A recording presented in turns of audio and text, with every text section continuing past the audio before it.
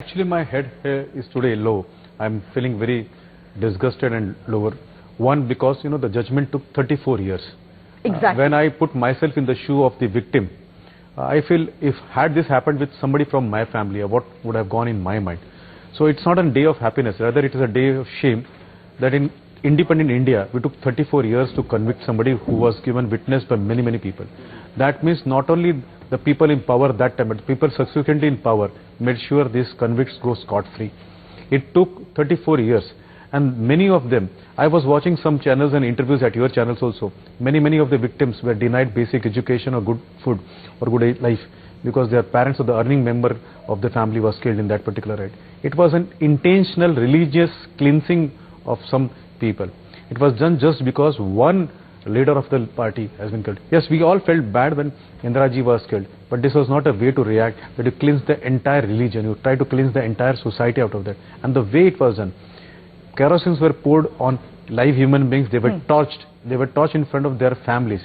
And in this particular case, it is so horrendous, you can't even think a horror movie like this. I think God will punish them more than the courts have punished them. Then here you cannot abide and say we will not talk about politics. Because we all know, and through this judgment we now know that the power in the dispensation that time, took active interest in this particular activity. This was done in coalition of the people in the power and the people who wanted to do it. It was a revenge of a community. I think probably here it will not be incorrect to condemn Congress and the Gandhis. And you remember the infamous sentence of Rajiv Gandhi where he said, जब हाथी लड़ते हैं या फिर पेड़ गिरता है तो घास चलती है. When a big tree falls, the earth shakes. Yes. So probably there was a blessing of the top guy then in the power. He wanted to take revenge of his mother. See, else how would you see that there was no conviction, there was no FIRs which were filed properly? Why did it take 34 years? So That's the question is often thrown at you. Yes. So let me rise above my political affiliation, and for 30 seconds let me tell you the sequence of events. 1984 this incidents happened. Okay, till 1997 we had either Congress or Congress helped allies who were there in the power.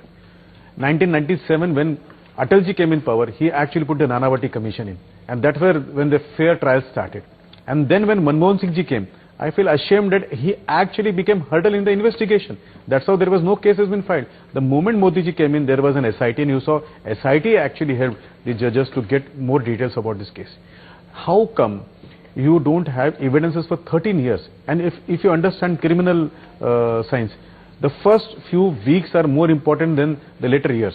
Whatever would have happened and the investigation would have happened in the first few weeks, the gatheration of evidences or isnamas, everything. Right.